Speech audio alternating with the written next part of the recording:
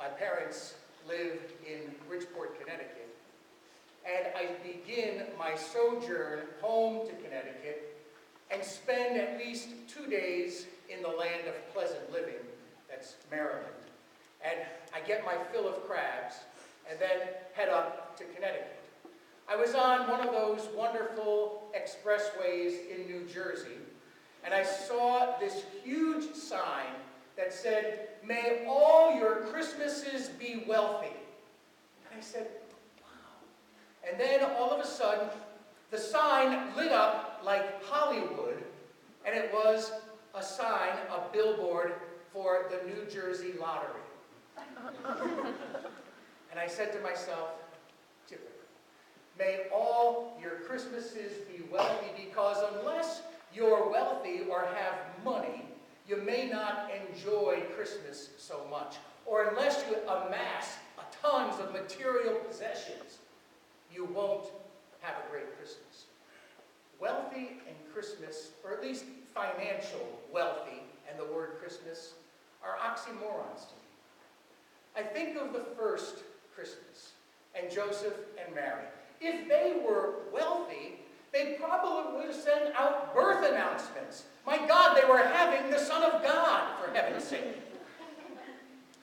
If they were wealthy, they probably would have been riding not on a donkey, but on the equivalent of a stretched limousine. If they were wealthy, they definitely wouldn't have had baby Jesus in a barn. They would have had him in the equivalent of the Hilton Towers of Bethlehem. They weren't wealthy financially. The first visitors when Jesus was born weren't dignitaries at all. They were poor shepherds, and they probably stunk to high heavens. And probably the first warmth that Jesus got in that little trough he was sitting in was the warm breath of the shepherd's sheep, probably. The second visitors we hear today in the Gospel from Matthew. The only place in the Gospels that we hear of magi, strangers, foreigners coming to visit. And they have many names. Magi is the plural of magus in Latin for magician. So some thought they were magicians. Some call them astrologers because they were able to recognize signs in the sky. Some called them wise men because they not only saw the star, they followed the star to where Jesus was. And they also were wise because they didn't listen to Herod. They interpreted the dream they had that said, "Go away to your country by another route. Do not seek out Herod." These magi, these foreigners, came with very precious gifts to present to Jesus. Gold. Gold is precious, isn't it? How many received gold bars for Christmas? No? No gold bars, no gold ingots? How about gold bracelets?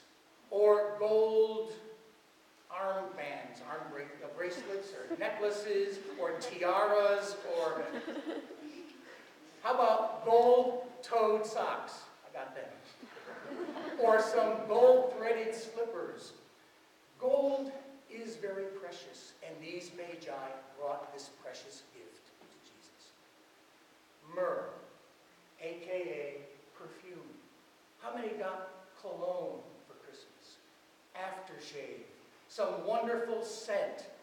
I used to remember going into my mother's cabinet and reading the name on her cologne. It said toilet water. And I said, who would ever put that on their face?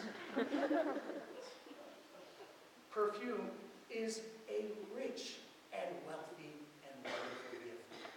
Lastly, frankincense. God bless you. Frankincense. How many went to their home church and got to smell holy smoke at Christmas Mass? The incense. A wonderful scent if you don't get too much of it, right? But how many have lit scented candles over the holiday break? Or sprayed some type of room deodorizer during the holiday break? That scent helps us, changes our mood. It's a very wonderful and precious gift. These magi brought some very wonderful gifts to the child Jesus.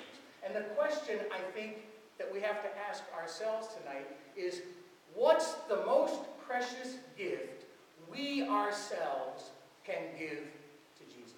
And you might say, heck, Father, he's not a baby anymore. We can't go visit him in the little barn.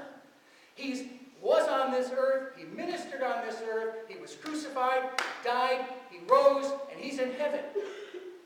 But he's still here, isn't he? Where is God present for us here? Besides in his word, besides in the Eucharist that we share tonight, where is God present?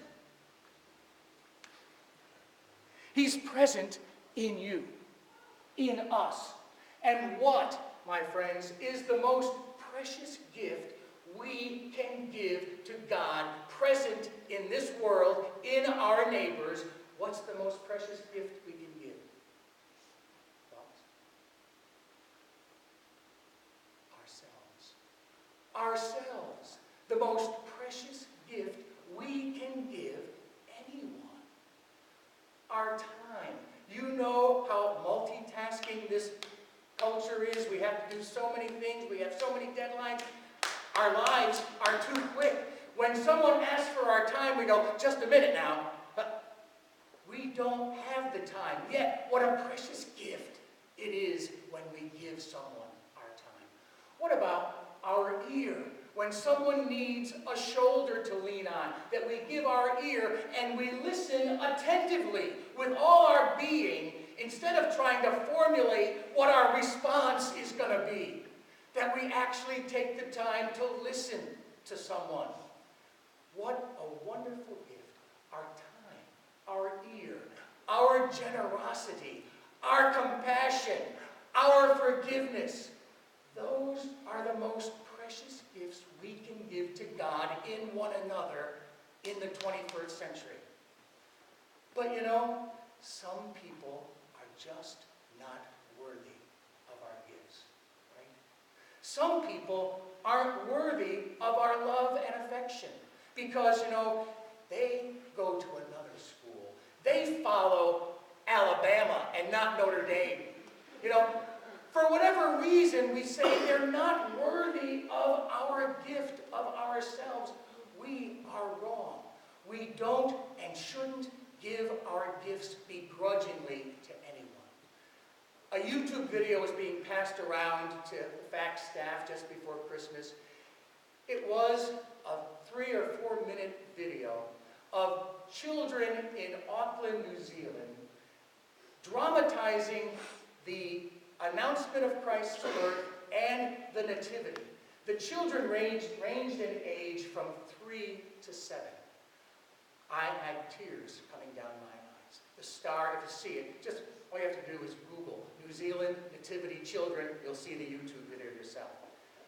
Amazing. The star was cute. The shepherds were cute. The sheep were cute. But the Magi ranged in age and actually came down like this. The youngest Magi was probably 3. And as he walked in the scene to the manger where Jesus was, he actually tossed the gift because he stumbled on something. And I said to myself, that's sometimes how we give our gift to someone else. Begrudgingly. We don't want to give it freely. My sisters and brothers, that is our task. That is our task as believers, as followers of the Messiah, of Jesus Christ, who came to show us the way that the gift, most precious gift, we can give to him in this day and age is ourselves. And when we do, it'll be precious. It'll be as precious as gold.